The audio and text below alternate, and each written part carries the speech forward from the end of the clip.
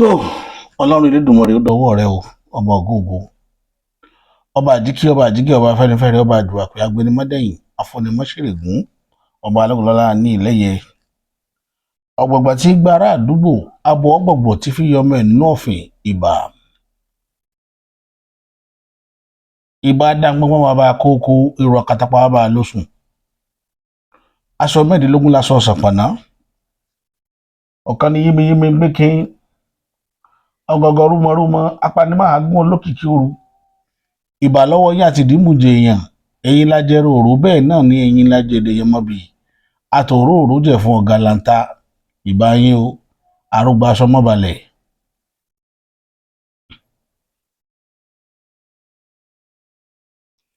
ẹ̀yin tẹ́ láyé ọ̀rọ̀ wa dọwọ́ yín onílẹ̀ Yorùbá ẹ má jẹ́ kílẹ̀ Yorùbá ó dàrú o láàlú ògiri òkú dọwọ́ rẹ̀ ọ̀fẹ́ bàtàkù jó bàǹbàmù ẹlẹ́kùn sunkún láàárọ̀ yẹn ṣẹ̀jẹ̀ onímẹ̀sùnmí láàárọ̀ yẹn sùn fún ẹbọra jẹ́dá tó pa láàlú ilẹ̀ Yorùbá dọwọ́ rẹ̀ ilẹ̀ ọ̀gẹ́rẹ́ ilẹ̀ Yorùbá dọwọ́ rẹ̀ mọ́jàrí kò sí dédé mọ́jàrí pẹ́ǹtùká mọ́jìkọ́ta tẹ̀yìn gbèrú wà nílẹ̀ Yorùbá dọwọ́ yín ẹ̀yin tẹ́ ẹ nílẹ̀ ìbà ẹ̀yin ènìyàn wa. Ètò tá a ṣe lánàá lórí ọ̀rọ̀ ìpínlẹ̀ Ọ̀ṣun a mú nǹkan wá lórí ẹ̀ lénìí tá a sọ̀rọ̀ nípa ẹ̀. ṣe rí jímìkì kan wà tán fẹ́ lò nípínlẹ̀ Ọ̀ṣun tá a fẹ́ káwọn èèyàn wá lọ decode kan lọ dìmú. jímìkì yẹn ni pé ètò ìdìbò ti máa lọ káàkiri gbogbo sẹ́ńtà tó ti fẹ́ dìbò àṣírí ni o mo fẹ́ kẹ́ lọ dìmú sápò sí yín lẹ́yìn ẹ má fi jẹun àṣírí ni ẹ ti dìbò ọkàn yín ti balẹ̀ pé kò sí wàhálà ṣùgbọ́n tẹ́ ẹ bá dúró tì bò yín kẹ́ dúró tì kẹ́ tẹ̀lé dé sẹ́ńtà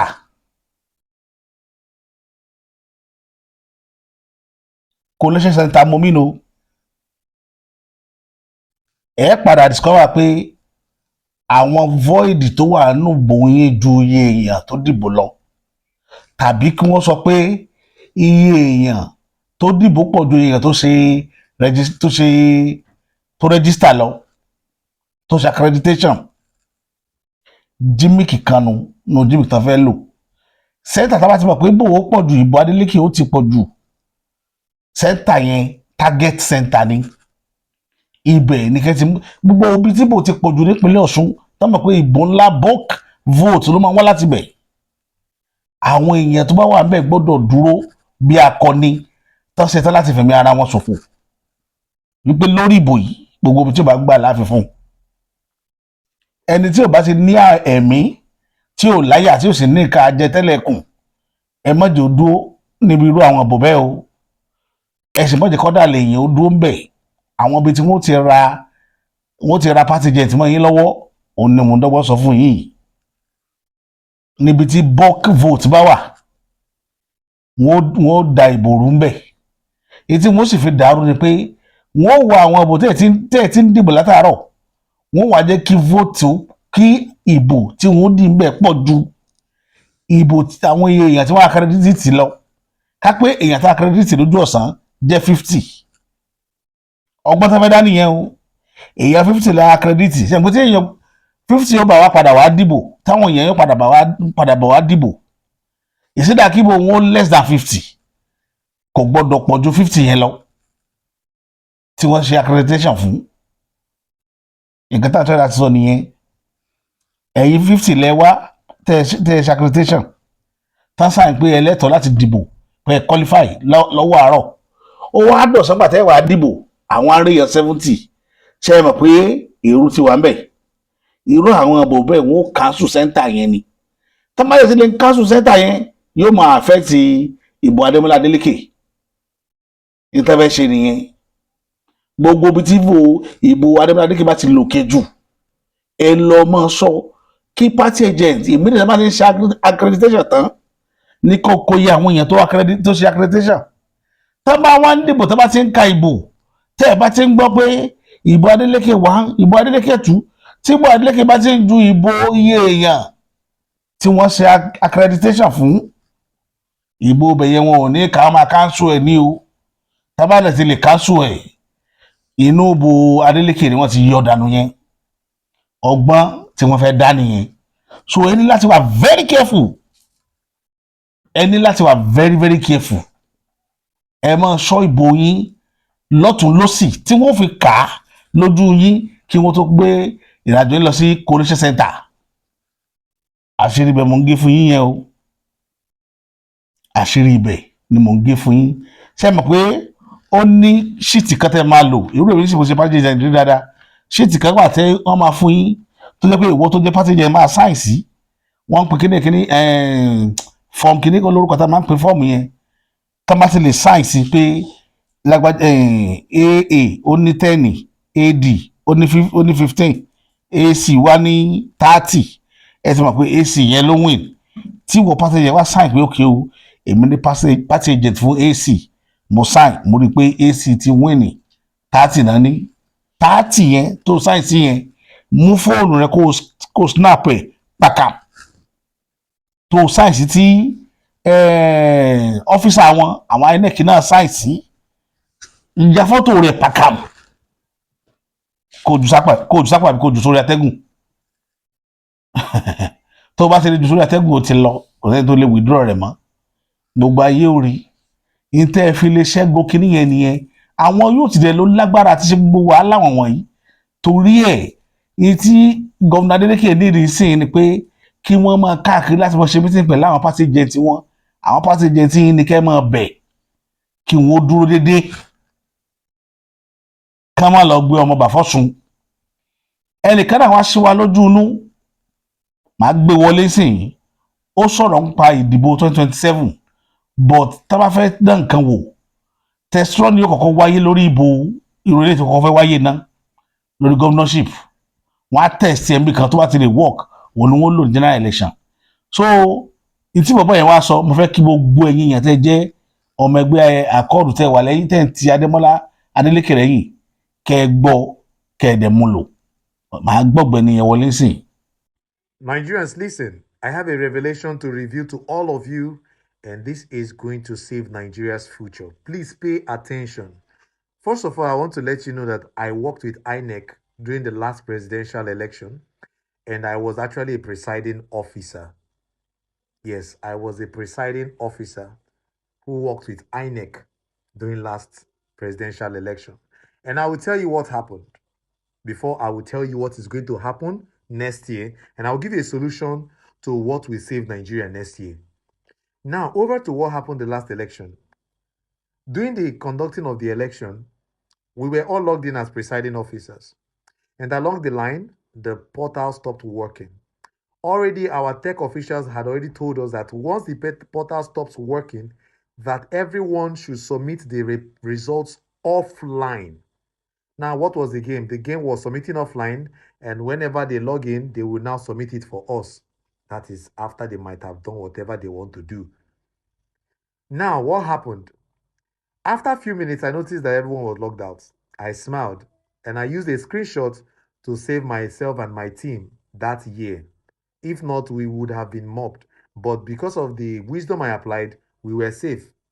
Now, when I realized what was going on, I was monitoring the portal. And after 25 minutes, the portal opened. That was when they felt like the election had concluded. They opened the portal. And guess what? I submitted the results. And when the results came out, I actually checked on the portal and I found my results was not tampered because I submitted online by myself. Now, when I got to the center, the local government center where we were submitting electoral results and electoral materials, including the BVAS machine and whatever, they asked me, Oga, you don't submit. I say, wetin happen? They say, if you never submit, bring your results, make we give you money. I say, how? They say, we go give you money. How much way you want? We go give you money. That means they said they were going to give me money to buy my electoral results. Then I told them that I've submitted my results already, that I don't need their money. These people rained curses and abuses on me. And right there, I saw youths selling electoral results in the council. Youths were selling electoral results. Some of them were selling it 200K, some of them were selling it 500K, some of them were selling it 150K. And I want to ask, those of you who sold that result that year, what is going on now? Do you still have that money with you? You see, that is why I keep telling people that the future of Nigeria is in the hands of the youths. It's not in the hands of our fathers and our mothers. The youths are the ones that will change Nigeria. Now, over to what will happen next year. Pay attention. Over to what will happen next year. Next year, it is going to be very difficult for everybody to register for ad hoc staff. What is an ad hoc staff? An ad hoc staff is a staff that works with INEC in order to conduct election. They're just like freelancers. They are like affiliators. So during the election period, they are going to open a portal where everyone who wants to help to conduct election will register. Then they will train you and tell you what to do and how to conduct the election before the election day rather. òun lẹ ti gbọ́ yẹn ẹ̀yin ènìyàn wa a kàn fẹ́ kí eléyìí jẹ́ political gimmick tí wọ́n fẹ́ lò afẹ́kẹ́yìn náà tètè decode ẹ̀kẹ́ mọ gbọ́tẹ́ lé dá wọ́n halẹ̀ mọ́ yín o sọ́jà ti wà nípínlẹ̀ Ọ̀ṣun ìfọ̀ àti gbọ́ pé olórí oko gan ti wà nípínlẹ̀ Ọ̀ṣun lónìí àti gbọ́ so gbogbo tẹ́ bá wá dá Adeleke ọlọ́ọ̀ba ó ti gbìyànjú gbogbo tí ọmọkùnrin máa ṣe láyé láti fi ṣe dáadáa fáwọn èèyàn rẹ̀ ó ti ṣe. Ìpínlẹ̀ Ọ̀ṣun gbàgbé yín o gọ́vnà ìpínlẹ̀ Ọ̀ṣun gbàgbé yín lágbára ọlọ́ọ̀ba gbogbo táwọn ará ìpínlẹ̀ Ọ̀ṣun ní láti fi pay back wọ́n ti gbìyànjú rẹ̀ ní Saturday lágbára Ọlọ́run ẹ̀yin lẹ́ lékè lágbára Ọlọ́run ọba ní máa dúró tí ní level tó dé yìí a mọ̀ pé àwọn tí wọ́n fẹ́ jàjọba gbà lọ́wọ́ yín ti dúró tì yín wọ́n sì ti rálẹ́ra dì yín. Ìkejì eré àbítẹ́yìn náà ti tẹ́tí kókù ni pé àwọn bàbá Bísí Àkàndé lọ́jọ́ kìíní àná nígbà tí irú nǹkan bá ìṣẹ̀lẹ̀ sí wọn ò tètè mọ̀ wípé ẹni táwọn lọ bá ṣèpàdé pẹ̀lú ń ta àwọn jẹ ni ń tàn wọ́n jẹ because ó ní the state wọn aṣíwájú ní the state yín o gidi gan torí ẹ kò fẹ́ fi náà sọ̀rọ̀ lẹ́sùn ní tó fẹ́ ṣe pẹ̀lú yín ẹ má mọ sọ jáde mọ́ pé ẹ ṣiṣẹ́ fáṣíwájú aṣíwájú lákòókò tẹ wá ọ̀tá yín ni tó dúró lẹ́yìn lọ́rùn Ọlọ́run ọba nìkan ni máa gbé lékè ọ̀tá òun ní kẹ́ máa wò lójú kó gbé yín lékè rẹ̀ ọ̀tá yín ni o aṣíwájú lásìkò tá a wà yìí kì í sọ̀rọ̀ ẹ̀yin ọ̀tá yín ni torí ní tẹ́ fẹ́ wò náà ní tó wù yín ó wò náà òun sì ní gbogbo tó bá ní máa ná sórí tó bá wù mistake tẹ́yìn ṣe láti ilẹ̀ ni pé ó yẹ kẹ́ ti kówó jáde èyí wojú wúṣe lọ́rọ̀ tó délẹ̀ kì í sọ balẹ̀ yóò kówó fún àwọn ọ̀dọ́ street orí street náà tẹ́ ń parí ìrìn àjò ọjọ́ iwájú ilẹ̀ Nàìjíríà street ní ń ta ọlá Nàìjíríà tá a sọ pé àwọn kan ń tà pé wọ́n ń ta ọjọ́ ọ̀la orílẹ̀-èdè fáwọn èèyàn kan fi ń jẹun àwọn ọmọ tó ní ọlá fúnra ara wọn ni wọ́n ń tà gbogbo tẹ́ lórí street tán kó bọ̀dá ní tán yìnbọn pa àwọn èèyàn kiri yẹn ṣé kì í sọ ọ̀la Nàìjíríà ṣé kì í sọ ọ̀la orílẹ̀-èdè yìí ni wọ́n ni ṣùgbọ́n fúnra ara wọn náà ń tà tán fi ń jẹun torí ẹ̀ ni mo ṣe sọ fún yín pé ẹni tó bá jókòó tí Pásítọ̀ Adébóyè bá pé 100 táwọn aláwọn ríran pé Nàìjíríà ó dáa ẹ sọ fún Pásítọ̀ Adébóyè pé kò tún dànù pé rọ́nà ń pa tí Jésù bá sọ̀kalẹ̀ kò lè mo ti sọ láì mọye gbà tí Jésù Kristi bá sọ̀kalẹ̀ látọ̀run kò lè rí ṣe kò lè rí ọ̀rọ̀ Nàìjíríà yanjú nítorí pé àwọn tó nídìí ọlá fúnra ara wọn ni wọ́n ń ta ọlá yẹn fúnra wọn tí wọ́n ń kó owó rẹ̀ sápò tí wọn ò tí ì mọ tí wọ́n bá lọ́la yẹn wọ́n ti gbàgbé pé owó táwọn kó sápò yẹn ó lè mọ́ dọ̀la lọ́wọ́ àwọn tó ní ọlá ní ń ta tí wọ́n fi ń jẹun fúnra wọn so ìdí nìyẹn bí tán bá orílẹ̀-èdè dénú òun ni mo ṣe béèrè lọ́wọ́ gbogbo àjùtẹ́ ìjágbàgbà pé ta lẹni náà ti ń sọ fún yín wípé ọ̀la orílẹ̀-èdè yìí yóò dáa ẹni náà ń parọ́ ni irọ́ èèyàn lọ bẹ́ẹ̀ yẹn èèyàn mi torí ẹ̀ lápá kejì ètò yìí tí mo bá sọ̀rọ̀ fún yín tí mo ń pariwo tí mo ń làágùn tí mo sọ fún yín wípé ilẹ̀ Yorùbá ẹ máa bá wa bẹ̀ ní gbogbo ìgbà tẹ́ ẹ bá jẹ́ máa súre fúrílẹ̀-èdè ilẹ̀ Yorùbá pé kọ́lọ́run tètè yọ̀ǹda fún wa kọ́lọ́run fúnlẹ̀ Yorùbá ní dáńdè ó ní tí mo rí ó ní nǹkan tí mo rí tí n bá ṣàlàyé tí mo rí fún yín ẹ̀rù máa bà ẹ̀yin gan náà ẹ reason along with me ẹ mà pé gbogbo tí mò ń sọ mi ò fi ṣàwẹ́wà ẹ wo ohun tó ṣẹlẹ̀ nílùú Kánò ẹ̀yin ni ẹ wo ohun tó ṣẹlẹ̀ ní Kánò ṣé àwọn tá a máa pè pàtọ́jọ́ máa lòlú lọ́rẹ̀ẹ́ táyé wọ́n fi gún gẹ́gẹ́ sáwọn tá a máa tòrè pọ̀ pẹ̀lú rẹ̀ tá a fi sọ pé ayé orílẹ̀-èdè yóò dùn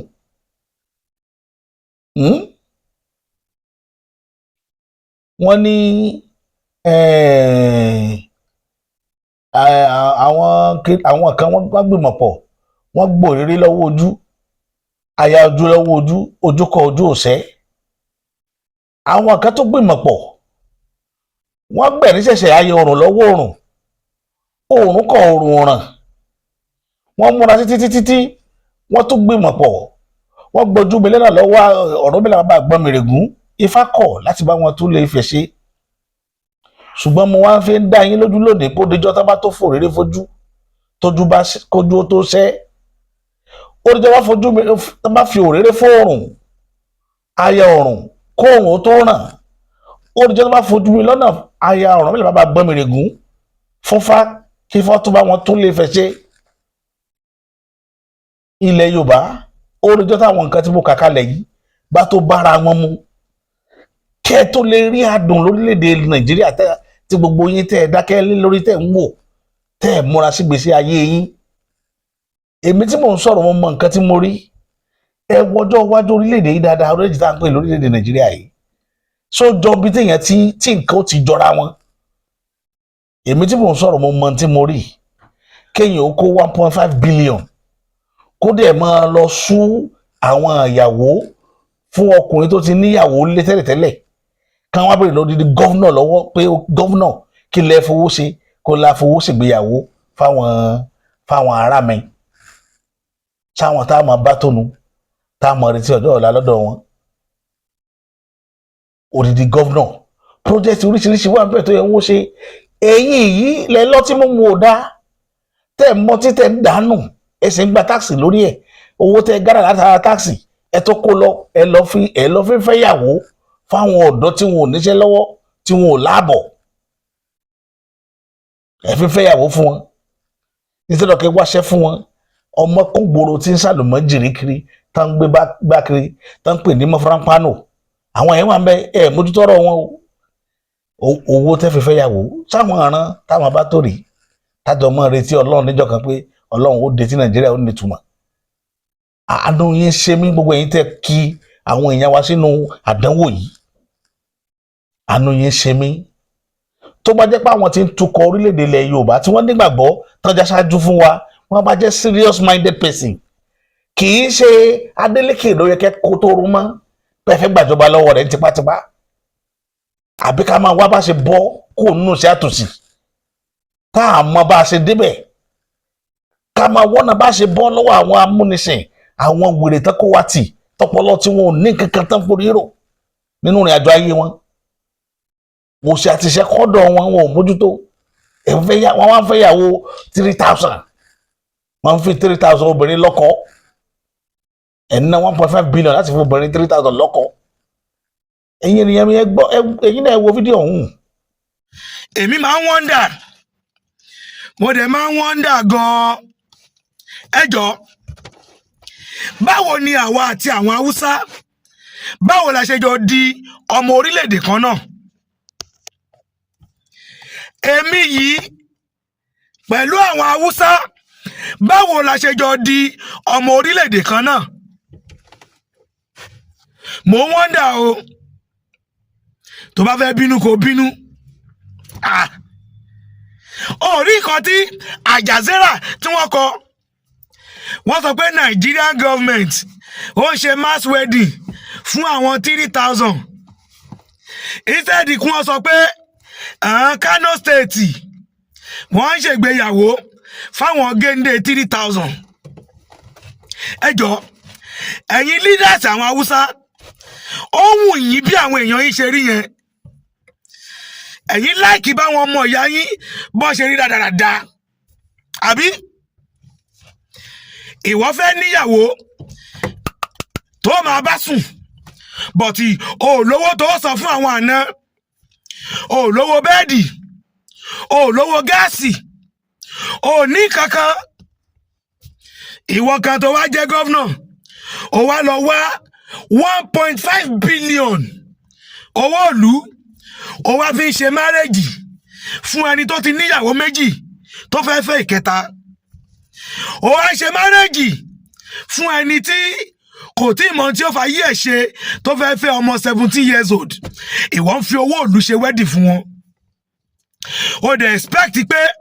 káwọn àjọ máa dúpẹ́ pé àjọjọ́ mọ̀lú kan náà. Amúnibúni lẹ́yìn yìí, amúnibúni. Ẹran ìbíyẹ fọ́ lójú ọ̀tún, ẹran ẹ̀fọ́ lójú òsì. You should be ashamed of your life. Yes. Ẹni tí níyàwó méjì, ó tọ́jú wọn kò tẹ́ lè tọ́jú wọn. Ó lè tọ́jú wọn ní òrówó fẹ́yàwó kẹta. Ìjọ́ wo ni ìṣẹ́ àti òṣì ló fẹ́ kó ń lu Haúsá? Ọjọ́ wo ni bámbíẹ́là àtọrọjẹ àtọrọmú ló fẹ́ kó ń lé Haúsá? Èèyàn tí ò ní gbaṣẹ́, tí ò ní nǹkan tó ń ṣe, ẹ̀dẹ̀ ń so wọ́n pọ̀. Lẹ́yìn ìsopọ̀ kí lẹ expect? Kó máa bímọ lọ, àbí? Kó máa bí insecurity lọ,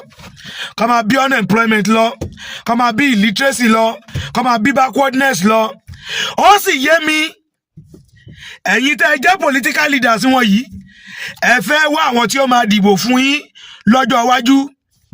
sọ́dà kí wọ́n lè pọ̀, kẹ́ lè máa rúùlù lọ, àbí? Akóbáni ni èyí, akóbáni ni yín. Ẹni ẹyọ kan, ó níyàwó 8, ó ń bí ọmọ bí 46. Báwo lè fẹ́ tọ́jú wọn? Báwo la ṣe fẹ́ wẹ gbòó dákun fún insecurity? Ẹ kàn dákàn sọ̀rọ̀ ayé dorí sun wàhálà. Ẹ kàn sọ̀rọ̀ ayé dorí sun wàhálà. Àjàzẹ́rà àwọn máa kọ pé ní Nàìjíríà o, wọ́n ń ṣe mass wedding. Ìṣẹ́ni kò sọ pé ní Kánò lẹ ti ń ṣe o. Ẹ̀yin fowó ìlú ẹ fi ń ṣègbéyàwó. Owó tó yẹ kẹ́ ẹ lò fáwọn ọ̀dọ́ tí ò ríṣẹ́, owó tó yẹ kẹ́ ẹ lò fún àwọn businesses, small businesses, owó tó yẹ kẹ́ ẹ lò fún insecurity kẹ́ fi pèsè ààbò, owó tó yẹ kẹ́ ẹ lò fún maternal child mortality, àbí? Owó tó yẹ kẹ́ ẹ lò fún kọ́lẹ́rà, tó yẹ kẹ́ ẹ lò fún nǹkan gidi. Ẹ má fẹ́ ṣèyàwó tí ò lówó, ìjọba náà máa báyàwó rẹ̀ sùn ni. Ẹ ṣe wẹ́dì fún wọn, ẹ ra bẹ́ẹ̀dì fún wọn, ẹ ra gáàsì fún wọn, ẹ sanwó orí ìyàwó wọn. Òkè ọmọ tó ń bá bí nǹkan o, ẹ náà lẹ́ máa bọ, àbí báwo? Ẹ ronú ara. Ṣẹ́gbọ́n tí brọ́dà wa yẹn sọ, ó ní Àjàzẹ́rà ló gbé. Bàtà Àjàzẹ́rà categorize ó ní Nigerian government ló pè. Kò sọ pé Northern mọ́, kò sọ pé Kano ló ti ṣẹlẹ̀ mọ́. Ó ní Nigerian government. Ó fi 1.5 billion naira ṣègbéyàwó fún obìnrin 3,000 níjọ́ kan ṣoṣo. Ó ra bẹ́ẹ̀dì fún wọn tí wọ́n fi mọ́ bá wọn sùn. Inú gọ́ọ̀mẹ̀ntì wa ń dùn, inú aráàlú wa ń dùn. Sáwọn tá a mọ jọjọ retí ọjọ́ ọ̀la orílẹ̀-èdè yìí nù. Sáwọn tá a jọ ń ṣiṣẹ́ tọ́nu. Torí ẹ̀ ni mo ṣe ń sọ fún yín pé gbogbo àwọn tó jẹ́ olóṣèlú nínú ilẹ̀ Yorùbá ọ̀tá wa ni wọ́n. Àwọn ni wọn ò kó gírí máa ti ń ṣẹlẹ̀ nítorí àti jẹ àti mu ti wọn. Wọ́n ń ṣèṣe pé táyé ọmọ ẹranko ò bá bàjẹ́, ẹ̀kẹ́ ọmọ èèyàn ò ní dúró mùsùmùsù. Ìṣe yẹn ni gbogbo wọn ṣe. Ẹ wá kótóró Adémọ́lá ẹ lọ́jọ́ kó ti lóṣogbo, àníjẹ́ gbádùn àgbàjọba yẹn lọ́wọ́ rẹ̀ ní Oyètọ́lá náà ń sapá báyìí. Àwọn ọmọ ńlá tẹ̀ ń dà fún, tẹ̀ ń jẹ́ kí wọ́n máa rí wa ráìdì, tẹ̀ ń wò wọ́n ran. Àwọn wà ń bẹ̀ wọ́n fi 1.5 billion wọ́n fi ṣègbéyàwó lọ́kàn ṣoṣo. Sáwọn tẹ̀ ń dà wá pọ̀ mọ́nù. Tẹ́wọ́n wá ń sọ̀tàn lọ́la, wọ́n máa sọ pé Oyètọ́lá náà wà náà wọ́n tí wọ́n lágbára ńgbà náà lọ́hùn. Kí wá ní ìwúlò Oyètọ́lá lórí ilẹ̀ bàbá rẹ̀? Wọ́n ní Oyètọ́lá mighty God ni. Ṣe ní ń bá Adémọ́lá wò yá àjà. Ó sì ra àwọn wèrè kan ní Kánò tó fi 1.5 billion tí wọ́n fi ń ṣègbéyàwó fún ẹgbẹ̀lẹ́gbẹ̀ ọmọbìnrin. Ṣé irúgbésẹ̀ yẹn tó yẹ ká máa live nìyẹn ní 21st century? Ṣé bó ṣe yẹ kó léde orí lórí yìí? Tàbá wá pé àwọn the president ìgbà náà ìtìjú ní ìbànújẹ́ ọkàn kán pè yín ní president ìgbà yẹn àsìkò yìí ojú gbà mí tì ẹ ní àkọọ́lẹ̀ rere ẹ tí ì ní gbogbo ẹ̀yin tẹ́ ń ṣe gbùrùgbùrù nípínlẹ̀ Ọ̀ṣun mò ń wò yín ní ọjọ́ ọ̀la yín lẹ́nu fi ń tàfàlà ẹ ní àkọọ́lẹ̀ rere kankan téèyàn lè tó mú wúrí dání tó mú ní sáà tẹ́ wà kò sí àkọọ́lẹ̀ rere níwájú yín àforí burúkú àti ìranù à ń sọ human development ẹ̀ ń sọ̀rọ̀ rádaràdà ṣé bí ṣe ṣe rí tíjọba rírè ló yẹ kó rí yìí máa sáré máa kówó jọ ìpínlẹ̀ owó ìlọ́wọ́ àwọn ẹ̀mí ṣẹ́dá àwọn tí ń lọ sí hajj 2027 owó tá à ń ṣàjọ yìí owó tá a fi kó wọn lọ sí mọ́kànù mo gbogbo gbèsè ayé yín ò nítumọ̀ ayé téèyàn gbọ́dọ̀ sọ fáwọn ọmọ lọ́la pé bọ́ ṣe lóore ayé táwọn ọmọ òrì tí wọ́n máa sunkún tó máa ṣépè fún yín nù sáré pé ṣé gbèsè ayé lẹ lò yìí nínú ìjọba yín àwọn èèyàn kó 1.5 billion fi sí ọmọ 3,000 lọ́lé ọkọ níjọ́ kan ṣoṣo fáwọn tí ò níṣẹ́ lọ́wọ́ tó jẹ́ pálímọ́jìrì ni wọ́n. ẹ̀yin abanilójú jẹ́ gbogbo yín gbáhùn ẹ kú ń bẹ gbogbo àwọn tí ń tẹ̀lé yín torí àtijọ́ àti mú ni kò sí kankan tọpọlọ rẹ̀ ń ṣiṣẹ́ tó nọ́mà kò sí kankan mi ò rẹ́ni tí brain rẹ̀ ń ṣiṣẹ́ tó nọ́mà kò sí. ẹ̀kan fi ayé ní àwọn ẹ̀kan gbogbo tẹ́ ẹ̀kan dálẹ̀ ẹ̀kan fi ní ìlú lára kò sí development kò sí kankan ẹ wo àníri jù bá lẹ lórí kan ní ilé ní títà fún mọ́kàtún ètò mi wá èmi tí tòótọ́ bàbá àṣà.